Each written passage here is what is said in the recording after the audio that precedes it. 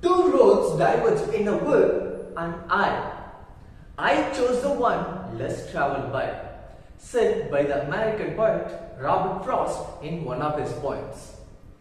In these lines, he is telling you that when you are confronting such a hard situation and you have to take a decision of your career, you have to choose the one that is being chosen by a very few.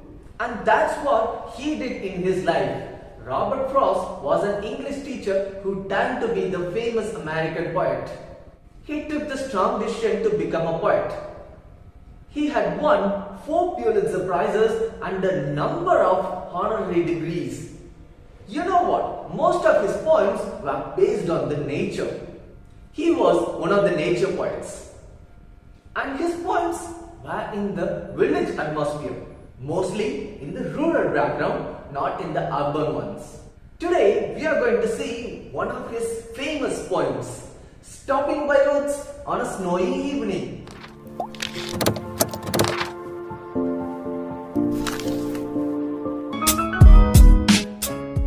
In this poem, the poet has used an adult persona. Persona is the character used by a poet to express his feelings. Here in this poem, we got an adult persona. The scene is set in a village. The persona has completed his work far away from his home and he was returning to his home during the winter season. Yes, it was winter season, and in winters, mostly the evenings will be very short. And hope you know it really well, in America, it snows during the winter. Persona has completed his work and returning to his home on a horse. And on his way home, he stopped by to see the woods which is in front of him. Wood is a piece of land that has a less number of grown-up trees. And the wood which the persona was looking at belonged to one of his fellow villagers. He knew him really well. He stopped there to see the wood. You may think, what's there to watch at the trees? But that winter season, it snows everywhere. And on the trees, it was filled up with snow and it was really mesmerizing view. So he stopped there on his way home and started looking at the trees, and he wished to stay there for a long time. He wished to enjoy the nature. And at that time, he thought that his host might think he would be mad, stopping at a place where there was no farmhouse. But he was not mad, he was not crazy, he was loving the nature. He was watching the woods filled up with snow and he wanted to enjoy the nature, staying in there for a long time. But it was not possible for a human being to stay and enjoy the nature because he has a lot of responsibilities. He had to earn a living for his family, he had to earn a lot for the food, clothing and shelter, as well as for the education of his children. He had to do all these things before he dies. So he cannot stay there for a long time. And that's what represented in this poem. Hope you may also have stopped in a certain place during a travel to just to look at the nature, just to look at the amazing view of the nature. I have stopped at many places just to look at the amazing view of the nature. And sometimes I took a snap of it. Nature's creation is always wonderful. Let us see the poetic lines which the poet has used to represent this scene. The poem comprises of 4 stanzas and each stanza with 4 lines. The poem is set on a rural background during the winter season. It was during the winter season and in a rural background, in the villages. The persona was on his way home. Let's see. Whose woods are these? I think I know. Whose woods? Wood is a small piece of land with some less number of grown-up trees. Whose woods are these? I think I know. The persona know this place. Persona knew whom it belonged to. His house is in the village though. The owner of this wood is in the village. His house, the owner's house, the wood's owner's house is in the village. He will not see me stopping here. He is there in the village, so he never knew that I was stopping in his wood to watch his woods fill up with snow.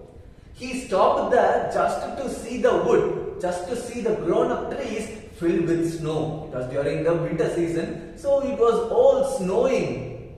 The first stanza, whose woods are these? I think I know. His house is in the village, though he will not see me stopping here to watch his woods fill up with snow.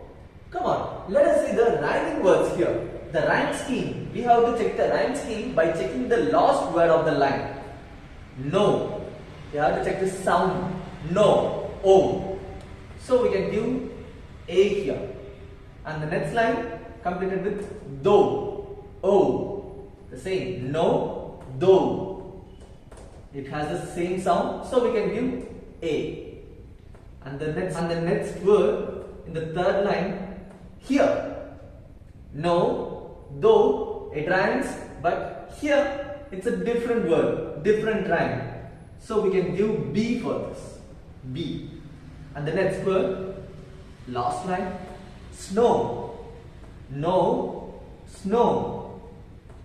Though, snow. It ends with the O all sound. So we can represent it with A. The rhyme scheme here is A, B, A. This is the rhyme scheme for all the stanzas. And in the first stanza, the poet also had used some poetic devices. Consonants. Consonants is the repeating consonant sounds in a line. Let us check here. Here we have the consonants. It's a consonants. Consonants. Here we have watch, woods, with. Three sounds with wa. Watch, woods, with. That's why we call it as consonants. Let us move to the second stanza. Now the person has stopped there just to watch the woods fill up with snow. What happened in the second stanza? Let us see it here. My little horse must think it queer. My little horse must think it queer. He was riding on a horse and it must think it queer. Queer means strange. Why had he stopped there? The person thought that his horse might think. It might think that it was strange to stop in a place. To stop without a farmhouse near.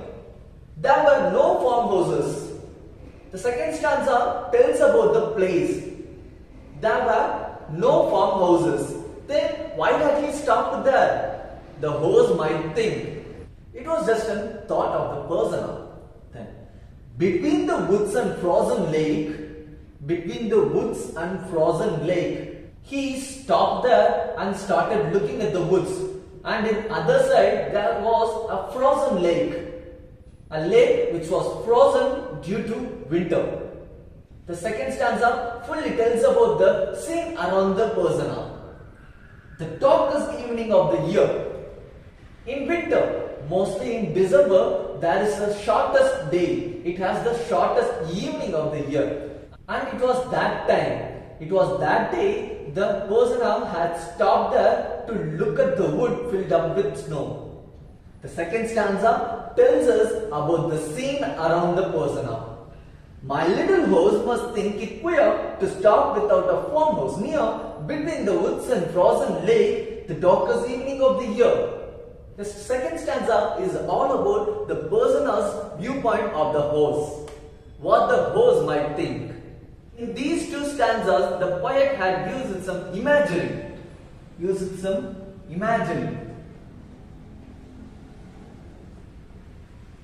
Imagery are the words which a poet uses to kick up the imagination, to give an imaginary viewpoint. What are the words in these two stanzas give us the imaginary viewpoint? Woods and village, house. And in the second stanza, we have woods, frozen lake, farmhouse. On seeing these words, we could imagine a place. Woods, a small piece of land with some grown-up trees. Village, and here house and woods, and here farmhouse, then frozen lake, woods. These words are called as imagery.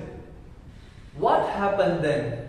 In the first stanza, it told about that the persona knew about the owner of the wood and he stopped there just to see the woods filled up with snow. In the second stanza, it revealed about the scene around the persona.